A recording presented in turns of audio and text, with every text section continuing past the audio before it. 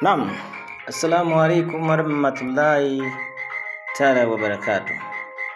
Basi inshallah napenda kumshukuru Allah subhanahu wa ta'ala kuweza kutujalia katika siku ya leo katika muendelezo wa vipindi vyetu mbalimbali. Basi kama wewe ndiye mara yako ya kwanza kukutana na mimi, ni Dr. Sharifu Tiba Asili Tanzania. Ni mtaalamu wa tiba asili Tanzania inshallah kwa uwezo wa Allah subhanahu wa ta'ala. Basi leo napenda kukuleteeni masomo na vipindi mbalimbali kupitia hapa. Kitu cha kwanza ni kulike, kitu cha pili ni kutusubscribe hapo, na pia unaweza kushare katika sehemu yoyote ile, ukazidi kupata masomo na ukazidi kupata vipindi mbalimbali. Inshallah tunaenda kuanza katika masomo yetu na vipindi vyetu mbalimbali. Na kama leo ndio mara yako ya kwanza kuweza kukutana na mimi katika muendelezo wa vipindi vyangu, basi endelea kusubscribe hapo, na unaweza ukanipata katika namba hii. Unaandika alama ya kujumlisha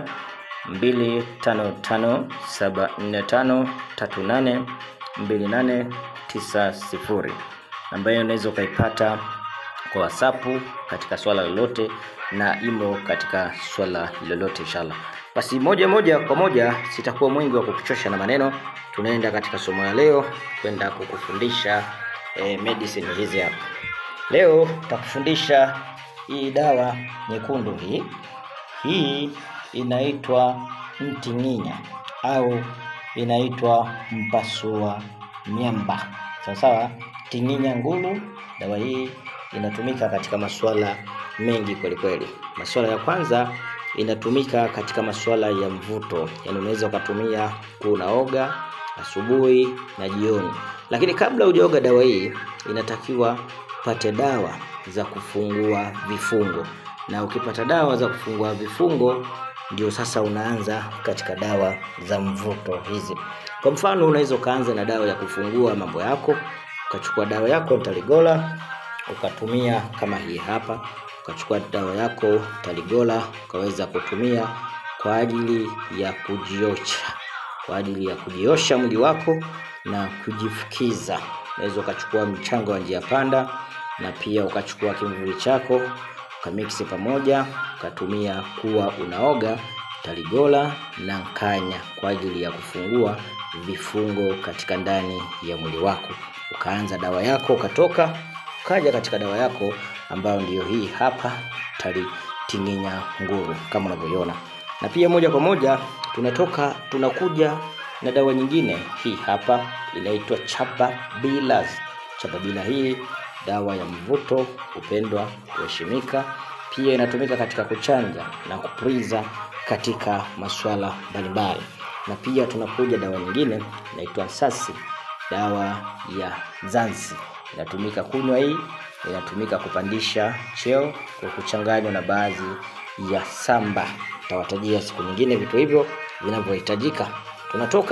Tunakuja mulungulungu, dawa ya utafutaji. Kwa mfano, unachimba madini, unatumia kumix dawa hii. Unatafuta kuku mweupe, unatafuta njiwa basi mweupe, basi unachukua damu zao una mix pamoja na unachoma zile unga zake na mix pamoja, naenda kuoshea katika shimo lako sawa na ubani maka ukiwa nao na ubani mweupe pia unatumia vitu kama hivyo. Tukimaliza tunakuja dawa nyingine yetu hapa. Hii ni dawa inaitwa mnyangala, dawa nzuri kwa wagonjwa wenye matatizo. Na kama wewe ni daktari na mix dawa kama hii nyangala kutumia kuogea pia inshallah. Basi leo tutakuja na vitu vichache, na kama ndio mwanzo, sisi ndio mwanzo sasa wa kuanza vitu, ndio mwanzo wa kuleta vitu vizito. Wewe fika karibu na mimi, fuatilie katika vitu vingi vizito vimkevu. Basi leo nakuja kukuonyesha kitu ambacho ulikuwa haukijui. Kitu hichi hapa naenda kukuonyesha. Hichi ndio kiapo. Ukisikia kiapo ndio hichi hapa. Hichi ndio kinaapisha katika masuala mengi. Hichi kinaapisha kukamata mwizi, kinaapisha mtu analoga watu, unampatia hichi kwa ajili ya kusema mambo anayoyafanya. Hivi hapo pia unaweza kutumia kuzindika, au ukatumia kutoa uchawi, au ukatumia katika kinga, kwa utaratibu nitakao kwanza kukufundisha kwa lengo la kujifunza vizuri. Huu mti ni wa ajabu sana, una mambo mazito, una mambo mengi sana. Kipande hichi ni hatari kweli kweli. Wewe nifuatilie, ndio tumeanza mambo, utafurahi. Sasa nakupa siri moja. Ukihisi umepewa sumu kitu chochote, basi kata unga wake, twanga, alafu chukua unga wake, tia katika maji ya moto, simama mlangoni, nuia kunywa. Utatoa ule ulisho wote utakaokuwa umesha kupatiwa, lakini weka kidogo, maana ni noma kweli kweli. Inatoa mara mbili uchawi na ubaya kwa kutapika na kwa kuharisha. Kama utakuwa umekuwa sugu na yeye inafanya kazi kama hiyo, basi ninachopenda ni kuendelea kunifuatilia, na utazidi kupata mambo kemkem mazuri kweli kweli, sio chezo. Mimi niko pamoja na nyie, basi tumeanza kazi inshallah. Kwa hivyo hala, endelea kuniunga pamoja. Kiwa na jambo, basi tunaweza tukafanya communication, tukajua namna gani ya kuweza kupeana ushauri mawili matatu inshallah. Wabila utafiki. Assalamu alaikum warahmatullahi wabarakatuh.